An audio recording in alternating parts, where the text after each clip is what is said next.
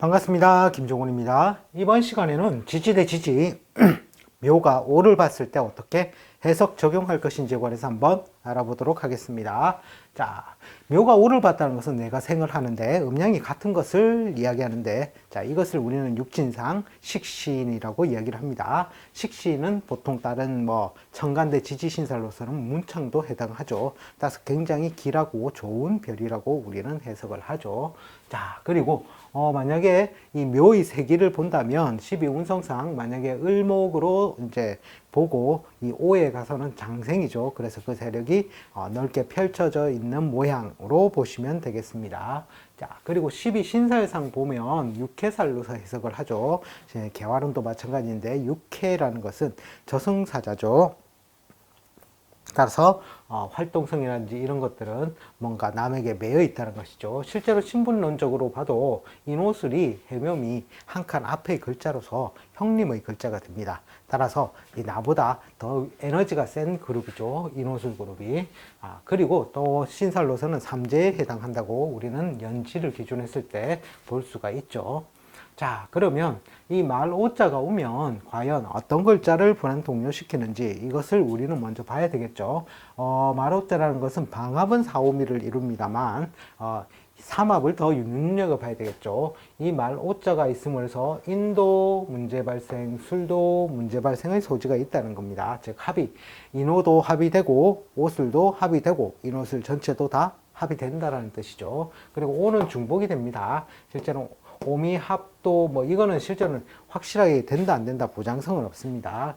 이 자축합과 오미합은 육합에서도 약간 변곡이죠. 변곡. 극과 극단과 극단에 있는 합이라서 100% 된다라고는 좀 보기는 힘들고요. 그 다음에 이 쥐자자가 이게 불안동요죠. 충에 의해서. 그리고 오는 형살이죠. 따라서 이런 오가 왔을 때 팔자 내에 인이나 오나 술이나 또는 쥐자자나 이런 글자가 내 팔자 내에 있다. 자, 그러면 이 글자를 왜? 동료, 불안 동료, 즉 활동성을 강하게도 만들었다가 또 약하게도 만들었다가 삭감도 시켰다가 날려버렸다가 빼냈다가 이런 식의 작용력들이 실제로는 생길 소지가 있다는 것이죠. 특히 몇 자의 글자에서도 마찬가지죠. 만약에 그냥 없다면 상관이 없겠지만 있다면 뭔가 불안 동료의 인자가 들어간다는 것이죠. 그것이 이 보통 해묘미라는 글자, 그리고 개술자라는 글자, 또는 다규자, 쥐자자, 말오자, 용진자 이런 것들이 팔자 내에 있을 때 이런 글자의 조합이 되어 있다라면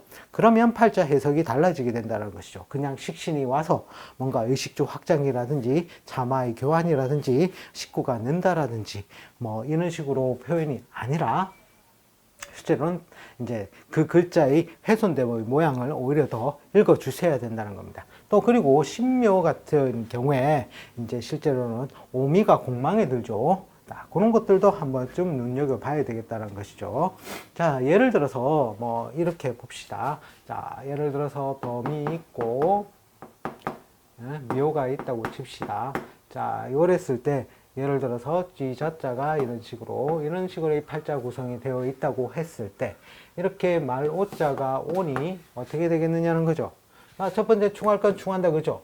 쥐자자를 충해서 자묘형, 이 사람은 자묘 형살에 의해서 형벌권, 실제적인 실무를 다룬 형벌권에서 유능한 사람이었는데 쥐자자를 충하니 직업적인 훼손이 첫 번째는 올 확률이 높다는 것이죠. 왜? 쥐자자를 훼손하기 때문이죠. 자, 두 번째는 또 어떻게 됩니까? 쉽게 말해서 이 인오의 합을 하게 되겠죠. 합을 해서 실제적으로는 이 인의 세력이 강해진다는 것이죠. 자, 예를 들어서 여기에 원숭이 신자가 있다면 어떻게 되겠습니까? 자, 인이 강해지니까 신을 충 때리는 효과도 나타나게 되겠죠. 그럼 자신의 이동 변동사가 생기게 되는 거죠. 자, 그러니까 그거까지는 지우고 우리가 본다면 이렇게 됐을 때 합에 의해서 인이 강해졌다가 그 다음에 어떻게 합탐망할 작용으로 유명무실로서 거의 없는 글자처럼 빠진 글자처럼 이렇게 놓여지게 된다는 것이죠. 이 사람은 한 칸 건너, 즉 인이 중재를 하고 있는 모양에서 자묘형을 쓸 때는 유능하였는데 그 인이 빠져나감으로 인해서 실제적으로는 자가 바로 옆에서 묘를 형하는 상황이 생기게 된다는 것이죠.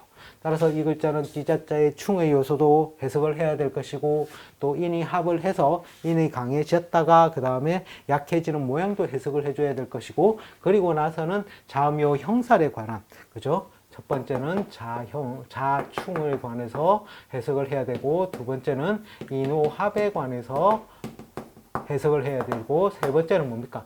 자묘형에 의한 해석까지. 이 사람은 팔자를 해석할 때 해석의 범주에 넣어서 해석을 해 주셔야 된다는 것이죠. 따라서 형이 오니 어떻게 됩니까? 형벌, 수술, 가공이 되겠죠.